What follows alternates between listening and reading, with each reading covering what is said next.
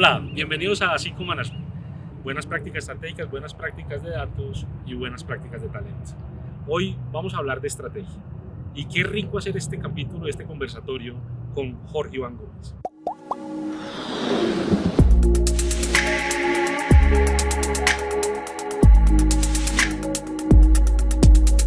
Jorge Iván, me encantó ahorita cuando estábamos hablando y me dijiste la investigación no se aleja de la realidad. Y qué nota poder hoy además presentar tu libro, donde quiero empezar presentándolo leyendo su gran hoja de vida. Jorge Iván Gómez Osorio, experto en estrategia, management y gobierno corporativo. Se desempeña como profesor de INALDE Business School de la Universidad de La Sabana. De igual modo, es profesor visitante de diferentes escuelas de negocio en América Latina. PhD y Magíster en Gobierno y Cultura de las Organizaciones. De la Universidad de Navarra, Magíster en Acción Política y Participación Ciudadana de la Universidad Francisco de Vitoria en Madrid y Magíster en Liderazgo Estratégico de la Escuela de Negocios de la Universidad San Pablo CEU en Madrid. Realizó el programa de alta dirección de PAE en INALDE Business School y el programa de alta gerencia en la Universidad de los Andes. Es abogado de la Universidad de Caldas. Se ha desempeñado en cargos directivos públicos, privados y académicos. Ha sido columnista de periódicos como Portafolio, La República y Dinero. Y actualmente es speaker, miembro de juntas directivas y coach de líderes del mundo empresarial y político de reconocidas empresas y entidades. Sin duda, pues, ¿quién más para hablar de estrategia que Jorge Iván? Jorge Iván, bienvenido a Psycho Management. Qué rico tenerte aquí.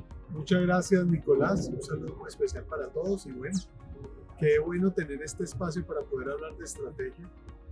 Sobre todo que esta conversación les ayude a cada uno de las personas que nos ven a resolver sus problemas y sobre todo llevar sus organizaciones a su siguiente nivel. Buenísimo.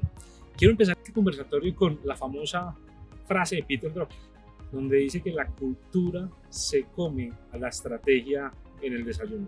¿Qué piensas de esa frase? Sí. Esa frase es una frase muy diciente. Lo primero que uno podría decir es cuál es el significado detrás y vamos a explicarlo un poco más. La cultura tiene que ver con comportamientos, la cultura tiene que ver cómo la persona lleva a cabo sus tareas.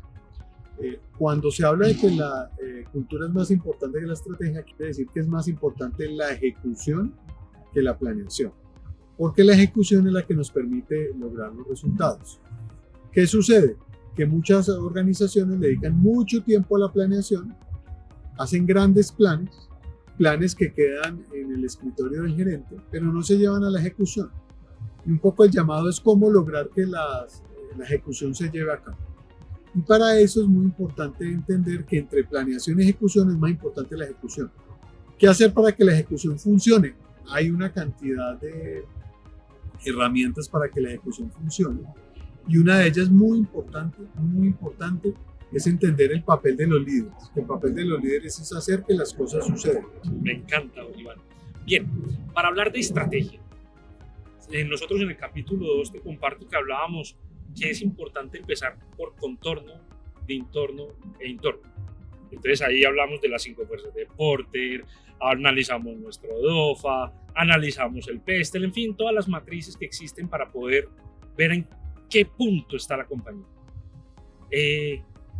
¿Qué piensas tú? ¿Por qué es importante hacerlo?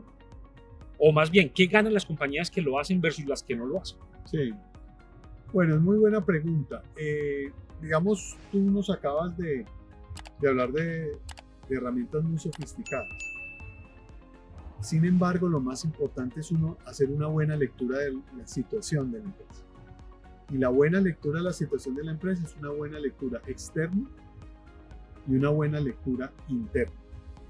La buena lectura externa es saber qué está pasando en el mundo exterior, qué hábitos, qué tendencias sociales hay, qué situaciones desde el punto de vista económico me pueden afectar o favorecer y naturalmente qué riesgos me ofrece el entorno.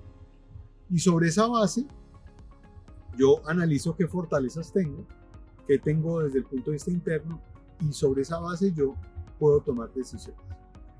Ahora, ¿qué es lo importante aquí? Que uno de manera muy periódica, hablemos de cada trimestre, uno tiene que estar haciendo una actualización completa de lo que está pasando en el entorno. Por ejemplo, ayer el dólar cerró a 4.700 pesos. ¿Sí?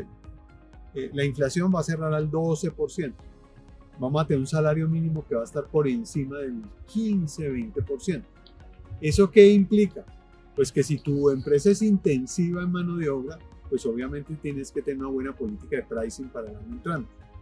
Que si, por ejemplo, tú eres exportador, pues naturalmente eso va a implicar una serie de beneficios, pero también que si tú importas materias primas donde el dólar es importante, pues naturalmente eso va a afectar tus costos. Entonces, con esas tres variables, uno tiene que empezar a decir, listo, ¿cómo lanzo mis presupuestos el año entrante? ¿Cómo es mi política de precios el año entrante?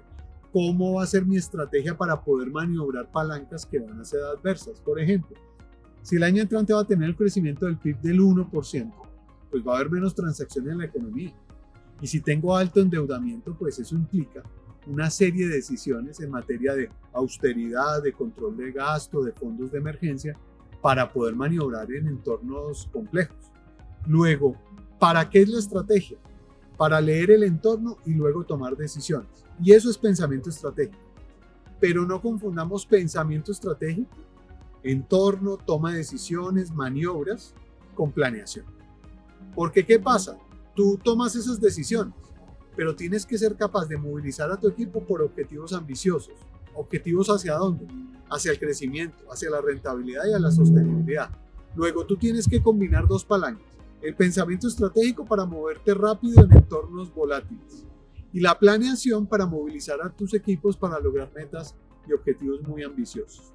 Entonces, lo que tú me acabas de decir es muy importante, Nicolás, y es uno tener un buen diagnóstico de lo que pasa en el mundo exterior, preparar la organización, tomar decisiones que se adapten a los cambios del entorno, pero no perder de vista que lo que mueve la organización son las metas y objetivos que tú lances con tu equipo para alcanzar objetivos ambiciosos. Y teniendo ese pensamiento estratégico, entramos a hacer la planeación. O sea, sí. Finalmente lo que te entiendo es que está por encima del pensamiento estratégico para poder hacer una planeación. No sé si lo estoy interpretando bien. Y teniendo esa planeación, incluso antes de definir la estrategia de cómo voy a salir a enfrentar lo que estoy viviendo, creo que debo definir dos cosas. Uno es cómo voy a competir, si voy a competir por diferenciación, por nicho, por precio. Dos es el modelo de negocio que sale derivado de lo que quiero hacer versus lo que estoy enfrentando. Tres, el modelo de distribución. Y cuarto, una cosa muy importante que es el ciclo estratégico. Cuéntame cómo debe empatar todo ese insumo que viene de esas matrices y de eso que tú lo vuelves simple y simplemente es externo, interno y listo. Venga, lo analizamos para poder definir estas grandes insumos antes de hacer la planeación estratégica. Claro. Entonces, hay un error que las organizaciones cometen o cometemos cuando estamos en ellas y es que hacemos los diagnósticos externos. Por ejemplo, hacemos la matriz DOPA, que es tan famosa, que es útil, pero es un instrumento de diagnóstico. Cada 5 años que hay planeación estratégica. Error. Okay. Los diagnósticos uno tiene que hacerlos con la junta directiva por lo menos cada trimestre. Es decir, hay que estar actualizando trimestralmente los diagnósticos estratégicos porque de esos diagnósticos se derivan una serie de decisiones muy, pero muy importantes. Por ejemplo, con el entorno que tenemos hoy, es un suicidio tener las compañías muy endeudadas. ¿Por qué? Porque si baja la demanda y tú tienes alta deuda, tienes exposición. Y cuando baja la demanda, hay menos gente gastando, hay menos consumo. Y al haber menos consumo, si tienes deuda, pues obviamente va a haber un descalce entre tu bajada de ingresos y tu aumento de tus costos y tus gastos, porque las tasas de interés están altísimas. Eso es la estrategia, para uno poder tomar decisiones. Una persona común y corriente, no, eso es para las empresas. A mí eso nada que ver conmigo, ¿sí? ¿Quieres comprar casa? Sí. No es un buen momento. ¿Por qué no es un buen momento? Porque las tasas de interés están muy altas. Y si están muy altas, el costo del dinero para ti va a ser muy alto. Y si el costo del dinero es muy alto, pues naturalmente puede que este no sea el mejor momento. Pero sí es el buen momento para otro tipo de inversiones. Por ejemplo, y esto no es una recomendación de inversión, ni más faltaba, pero la bolsa ha caído de tal manera que si tú compras hoy, pues naturalmente vas a encontrar buenos precios y todo lo que cae baja. todo lo que cae sube, perdón. Si todo lo que cae sube en algún momento, si tú tienes una estrategia de largo plazo, pues obviamente puedes generar a partir de la estrategia unos buenos rendimientos con visión de largo plazo. No desde las emociones, porque la estrategia no es emocional. Es siempre uno mirar la realidad y actuar según lo que la realidad te indica. Entonces, frente a lo que tú me dices, primero, vamos a diagnosticar la empresa de manera permanente. Cada trimestre tenemos que estar actualizando los diagnósticos estratégicos. Número 1. Cuando yo diagnostico todo lo que es la empresa, recordemos una cosa, y es que cuando hablamos de la empresa es una ficción. Lo real de las empresas son los negocios. ¿Cuáles son los negocios que cada empresa tiene? Porque no es lo mismo la empresa que los negocios. En una empresa pueden coexistir 4 o 5 negocios o líneas de negocio. Y cada línea de negocio tiene sus estrategias competitivas distintas. En esta línea de negocio yo puedo competir por bajo costo. En esta otra línea de negocio yo puedo competir lograr una diferenciación. En esta línea de negocio yo puedo entender que mi canal es distinto. Y en esta línea de negocio yo puedo entender que mi cliente es diferente. ¿Qué es lo más importante? Entender que detrás de cada línea de negocio hay dinámicas distintas. Porque no es lo mismo, Nicolás, si usted lo sabe, uno dirigir una empresa B2B, donde los canales y la fuerza comercial es distinta, a una empresa B2C, cuyos canales y fuerza comercial es distinta. Y eso hay que entenderlo bien para uno poder competir y obviamente tener éxito en el mercado. Mientras que para unas compañías será muy importante las ventas, para otros será muy importante las relaciones públicas y así. Y eso que estamos hablando, ¿qué te lo da? Pues un buen análisis estratégico y un buen análisis de negocio. Ahora, cuando uno está analizando las empresas desde afuera, ¿qué es lo más importante que uno tiene que analizar? ¿Qué oportunidades hay? Porque podemos decir, estábamos en un año donde se avisora una crisis. Sí. Mire Estados Unidos. 2 trimestres consecutivos ya en recesión técnica. Mire Europa, con problemas fuertes en energía y gas. Mire nuestra demanda. Ya hay señales de desaceleración y ya el consumo empieza a bajar. Entonces, si yo tengo esas señales, hay oportunidades, las hay, pero tengo que salir a buscarlas, a conquistarlas, porque en medio de todos los movimientos de la economía siempre hay ganadores y perdedores. Y lo que uno tiene que saber es dónde uno puede jugar mejor, de tal manera que pueda ganar el juego. Y para eso es la estrategia. La estrategia es el arte de ganar el juego. Llámese ajedrez, llámese fútbol, llámese empresas, llámese lo que usted quiera. Es cómo ganar el juego. Y para ganar el juego hay que pensarlo, anticiparlo y saber cómo mover las fichas. Este capítulo está buenísimo. De hecho, es una clase de estrategia con el mejor. Jorge Iván, no puedo dejar de preguntarte algo. Y es, dijiste que cada trimestre revisar la estrategia. Sí. Pues madre, y entonces, ¿a qué hora se ejecuta? Claro. Si me reúno con la junta y el tiempo se nos va a ir en la discusión estratégica, Sí. Entonces, ¿a qué hora se ejecuta? Sí, lo que pasa es que uno cada trimestre tiene que estar actualizando los supuestos sobre los que uno arranca. O que los supuestos. Por ejemplo, no nos digamos mentiras, estamos a octubre. Sí. Octubre de 2022. Que no es muy distinto este octubre a como empezó el año en este año, el de enero del 2022. Es otro Es momento. otro momento de la vida. Buenísimo. Entonces, si tus supuestos cambian, pues obviamente algunas decisiones y algunos objetivos deben cambiar. Sin embargo, hay que mantener un ciclo estratégico donde se revisa Claro. el todo. Es Bueno, decir, entonces, ¿cómo funciona el ciclo estratégico? El ciclo estratégico funciona de la siguiente manera. Los supuestos a partir de los cuales uno construye la planeación, hay que estarlos revisando plenamente para hacer ajustes, ¿sí? Donde uno debe ser, donde uno no debe negociar cosas en la estrategia es en la visión, en la mega. Ejemplo, si yo digo, como empresa quiero llegar a $1 billón en ventas, esa es una visión. No negociar. una prospección que hay que seguir. Que tú digas incluso, y quiero llegar al 15% de la venta, no negociar. Se plantea claramente como un objetivo importante que moviliza a la organización. ¿Qué pasa? Que esa mega, esa visión, dice, listo, vamos a llegar a 2025 al $1 billón. Y ya, en perspectiva, tú tienes que devolverte. Y devolverte y decir, listo, si yo quiero llegar a $1 billón, ¿cuándo tengo que vender en el año 1? cuándo tengo que vender en el año 2 y cuándo tengo que vender en el año 3. Listo. Entonces tú ya sabes tu presupuesto anual en cuánto debe estar. Okay. Y luego llegas al año, tienes tu presupuesto, ya empiezan los trimestres. Cada trimestre tú tienes que construir las metas y los objetivos que te permitan llegar a la meta anual. Ahora, ¿dónde se da la movilidad y la dinámica para que la estrategia no sea inflexible? Cada trimestre.